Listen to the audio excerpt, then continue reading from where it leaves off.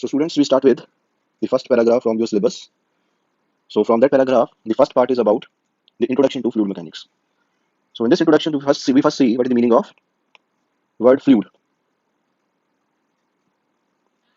Now, as you know, in our universe, we have different matters. So those matters we are classified as solids, liquids, and gases.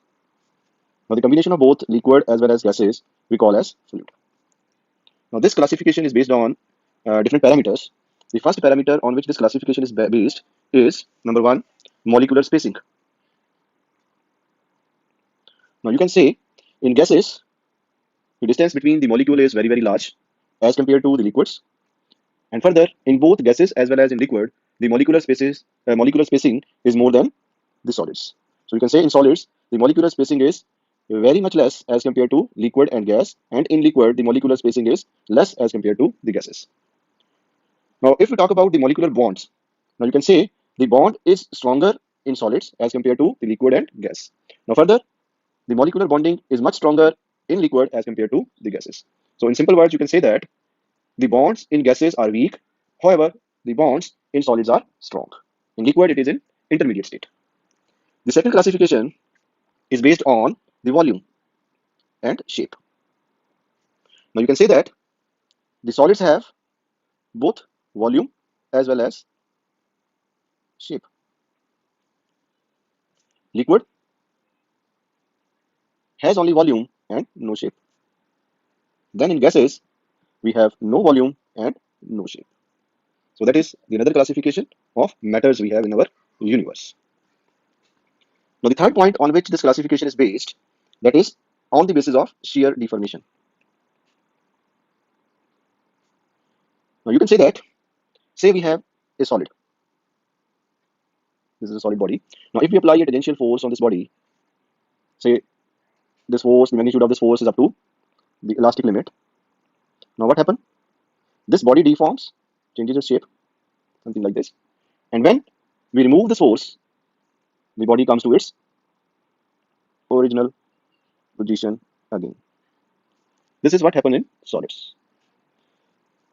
But in case of liquids, as well as in gases, that we call as fluids, say we have this liquid or a fluid, if we apply a tangential force on it, what will happen?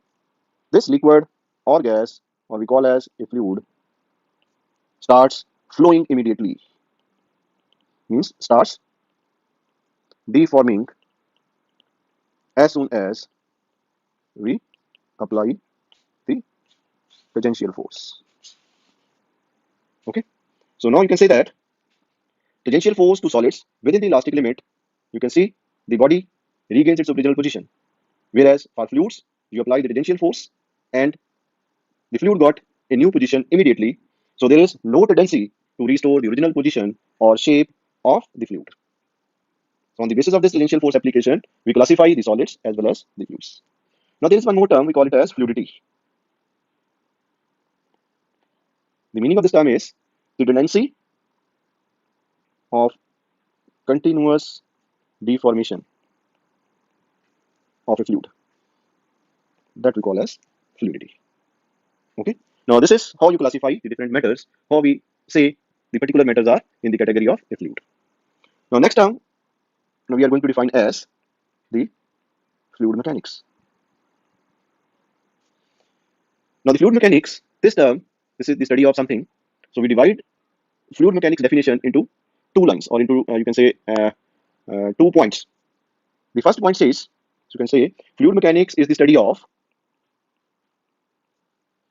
number one is the physical behavior of fluids and fluid systems. Okay, and the laws governing this behavior. So that is the first point. Okay, so according to first point, fluid mechanics is the study of physical behavior of fluids and the laws which governing that behavior. The second point is the study of action of forces on fluid and of the resulting flow pattern. Okay, so the combination of these two lines is comes under the definition of fluid mechanics. So, in simple words, now you can say that fluid mechanics is the study of physical behavior of fluids and the laws governing that behavior. Then, the study of different action of forces on fluids, or you can say how fluid behaves when different forces are acting on that particular fluid or a fluid pattern. So, this in this manner, you can define the fluid mechanics. Now, this fluid mechanics has three branches. First, we call as statics. Second one is kinematics, and third one is dynamics. So, statics means the study of fluid which is at rest. This is the study of fluid which is at rest that we call as statics. Kinematics means the study of fluid which is in translation, rotation, or deformation. Or you can say the study of fluid which is under motion that we call as kinematics. Okay. Now, under this motion, you can say there is no application of external forces. So then only we can call it as the study of kinematics. The other part of fluid mechanics is the kinematics. If this motion is due to the application of external forces, so that study of fluid mechanics we call as dynamics. That we call as dynamics. Okay. So under this dynamics, we study the acceleration, we study the velocity with the effect of this external force. Okay. So that is the dynamics. Now, if this complete study of fluid mechanics is for water, so that term we call as hydraulics. If water is the fluid only, we call this fluid mechanics term as hydraulics. Now, this hydraulics has three parts. One we call as hydrostatic, hydrodynamic, and hydrodynamics. Okay, this is the study of water only. Okay. Then we have one more term that we call as continuum. Now, the continuum is, we can call it as the continuous and homogeneous fluid medium. Okay, so the continuum we can call as a continuous and homogeneous fluid medium. Now, the meaning of this continuous and homogeneous term is that the part of fluid which is under consideration that is free from all voids or cavities that may be microscopic or macroscopic. So those voids or cavities within the fluid that we will ignore. That we will ignore. That is the meaning of term continuous and homogeneous. Okay. So if I repeat this term continuum, so you can say continuum is a fluid system which is continuous and homogeneous. Now the meaning of term continuous and homogeneous means that fluid medium is free from any void or cavity. Okay, so that is the meaning of term continuum. The next we talk about the different types of fluids we have.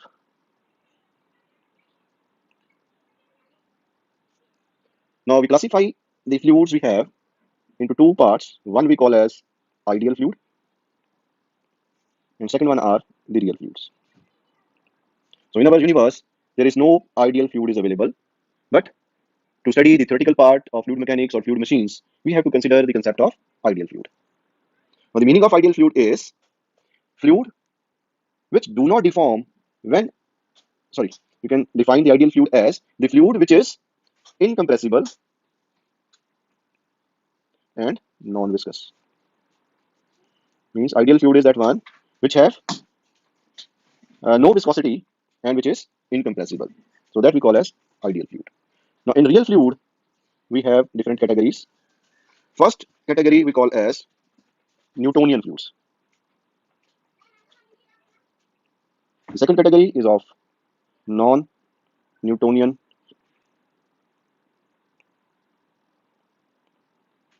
fluids, and third category is of ideal plastics. Okay. Now real fluids you can call, these are the fluids which have some compressibility and viscosity. So in all these three types, we have some compressibility as well as some viscosity. So now we take these fluids one by one. Now the Newtonian fluid we call as the fluids which obeys Newton's law of viscosity. Now this law is tau is equal to mu du by dy. Now here the tau is shear stress, mu is viscosity of fluid, the term du is change in velocity, and term dy is the distance between two successive layers. Now we discuss this law in detail when we discuss the various properties of fluids. So here you just know this is our Newton law of viscosity. So fluids which obeys this law we call as Newtonian fluids. The example for Newtonian fluids we have air, the another one is water, then another one is kerosene. Okay. Now the fluids which do not obeys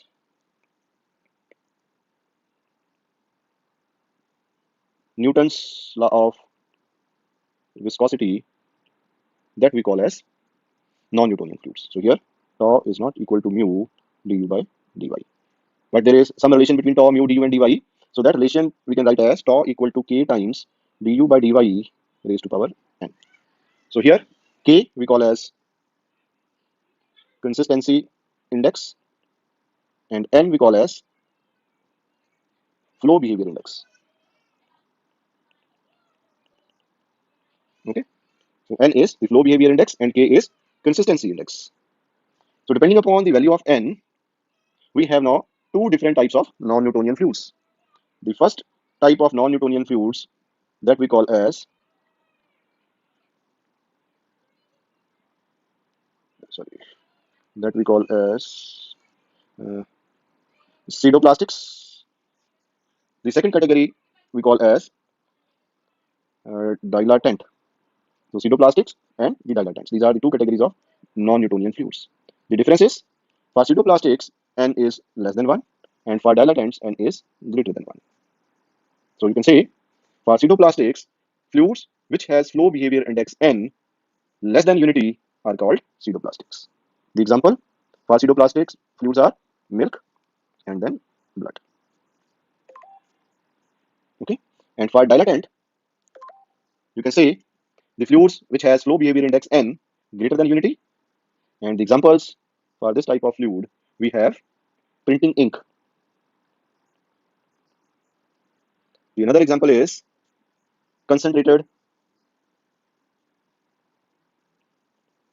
sugar solution. Concentrated sugar solution. The another example. The another example of dilatant fluid is aqueous suspension of rice starch. Okay, so printing ink, concentrated sugar solution, and aqueous suspension of rice starch. These are some examples of dilatant fluid. Now the third type of fluid for real one we have the ideal plastics. So the ideal plastics are those fluids which do not deform when stressed up to certain limit. So do not deform when stressed up to certain limit. Okay, and beyond that, they behave like a Newtonian fluids. So such type of fluids we call as ideal plastics. The examples for such fluids we have the sewerage sludge, the one example. The another one is water suspension of clay and fly ash. So sewerage sludge, the one example. The another one is water suspension of clay and fly ash. So that are the examples of ideal plastics. So these are the different types of fluids we have. Now, if we try to draw a graph or a plot, the plot is between tau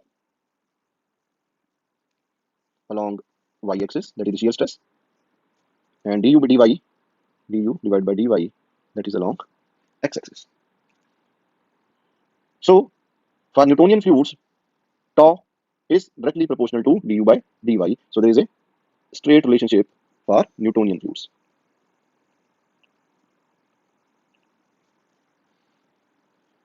So for ideal fluids, there is no viscosity. So you can say along x-axis, we have the ideal fluids. For ideal plastics, you can say there is no deformation up to certain point, and beyond that, the fluids behave like a Newtonian one. So this is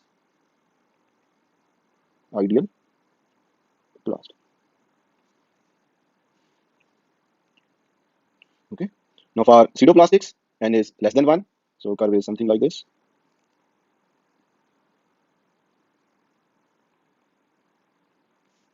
And for dilatants, the curve is like this.